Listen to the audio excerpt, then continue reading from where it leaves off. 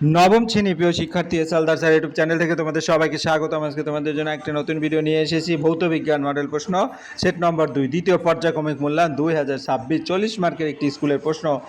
আমি এই ভিডিওতে বিশ্লেষণ সহ সম্পূর্ণ সমাধান দেখাবো তোমাদের এই ভিডিওতে। কাজে তোমরা যারা এখন আমার চ্যানেলটিকে সাবস্ক্রাইব করনি তারা এখন এই চ্যানেলটিকে সাবস্ক্রাইব করে বেল আইকনটি প্রেস করে দাও।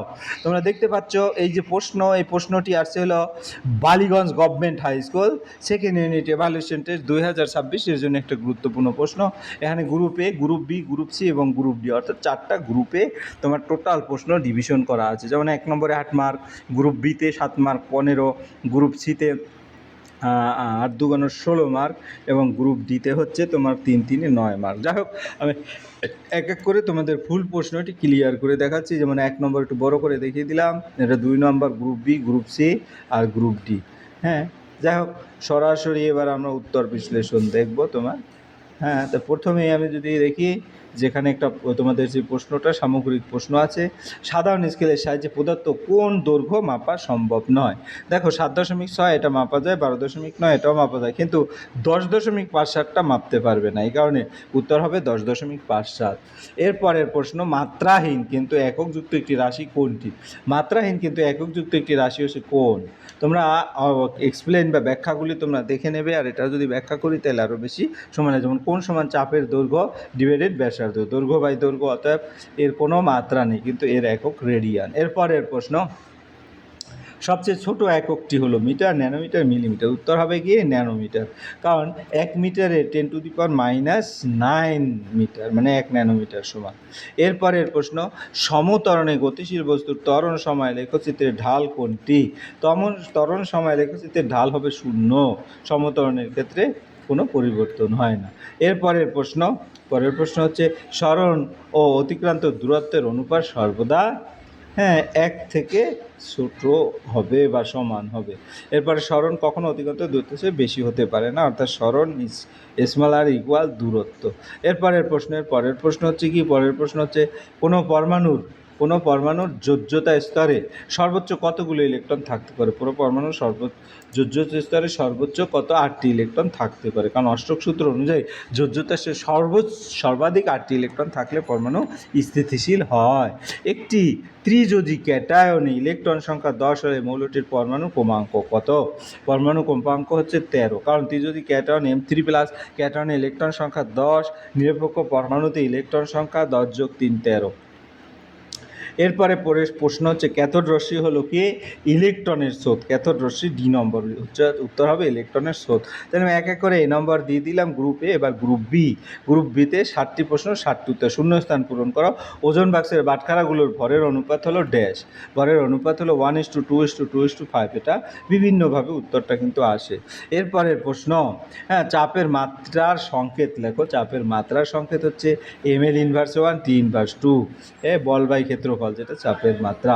এরপরে 3 অথবার প্রশ্ন, সাধারণ স্কেলে লঘিষ্ঠ ধ্রুবক 1 মিলিমিটার সমান 0.1 সেন্টিমিটার, অথবা যেটা আর কি।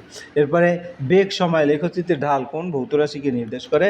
ত্বরণ, কারণ ত্বরণ সমান বেগের পরিবর্তন ডিভাইডের সময়, এটা হচ্ছে ঢাল নির্দেশ করে, এটা আবার ত্বরণ। এরপরে প্রশ্ন, সমবেগে ধাবমান এমন একটি বস্তুর চলার পথটি কেমন হবে? সরল রেখা হবে। এরপরের প্রশ্ন, একটি বস্তু আর ব্যাসার্ধের বৃত্তাকার পথে অর্ধেক অতিক্রম করলে তার সরণ কত? 2r। এরপরের প্রশ্ন, সমদ্রুতি কিন্তু অসমবেগে বিশিষ্ট গতির একটি উদাহরণ হচ্ছে সমবেগে বৃত্তাকার গতি। পরমাণুর মধ্যে সবচেয়ে ভারী কণা কোনটি? নিউট্রন। পরমাণুর মধ্যে সবচেয়ে ভারী কণা হচ্ছে নিউট্রন। এরপরে কোনো পরমাণু তৃতীয় মুখ্য শক্তি হিসেবে সর্বাধিক কয়টি ইলেকট্রন থাকতে পারে? সর্বাধিক 2n², অর্থাৎ 18টি ইলেকট্রন থাকতে পারে। এরপরে অথবা পরমাণু নিউক্লিয়াসের মধ্যে ক্রিয়াশীল নিউক্লিয় বলের একটি বৈশিষ্ট্য লেখো। নিউক্লিয় বল অত্যন্ত শক্তিশালী কিন্তু স্বল্প পাল্লার বল।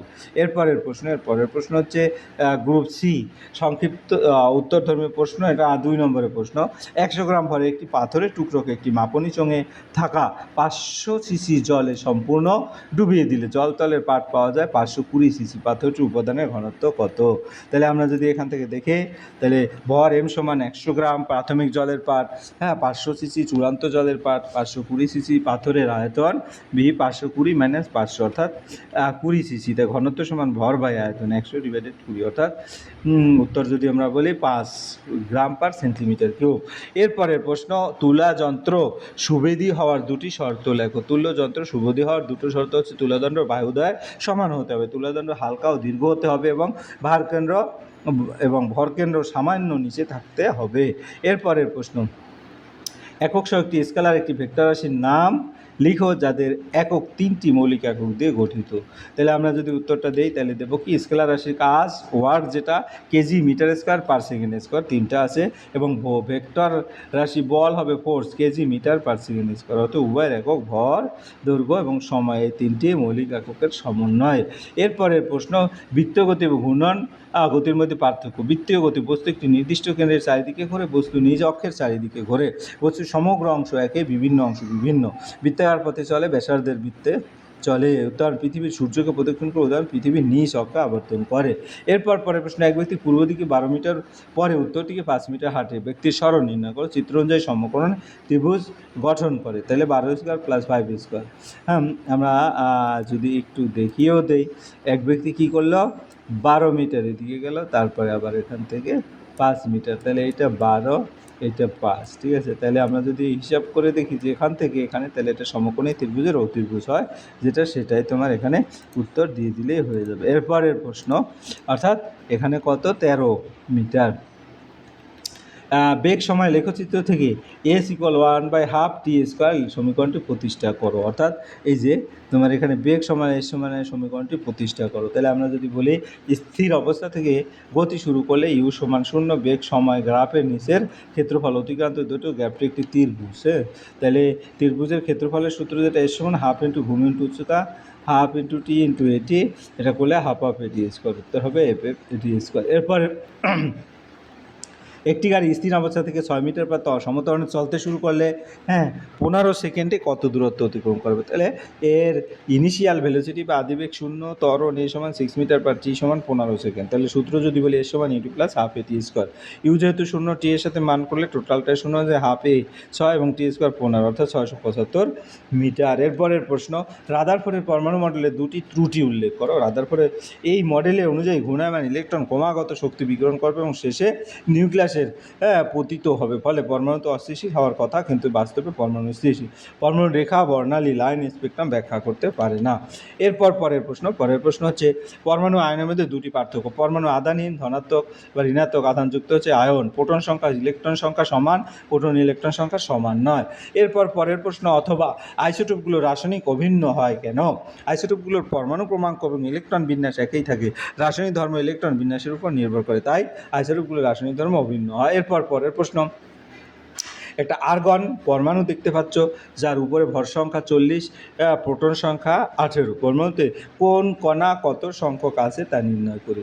তাহলে এখানে আমরা যদি বলি পরমাণুর সংখ্যা জেড সমান 18, তারপর ভর সংখ্যা 40, প্রোটন সংখ্যা জেড সমান 18, ইলেকট্রন সংখ্যা 18, নিউট্রন সংখ্যা এ মাইনাস জেড, অর্থাৎ 22। তাহলে এভাবে তোমরা সম্পূর্ণটা লিখে দেবে।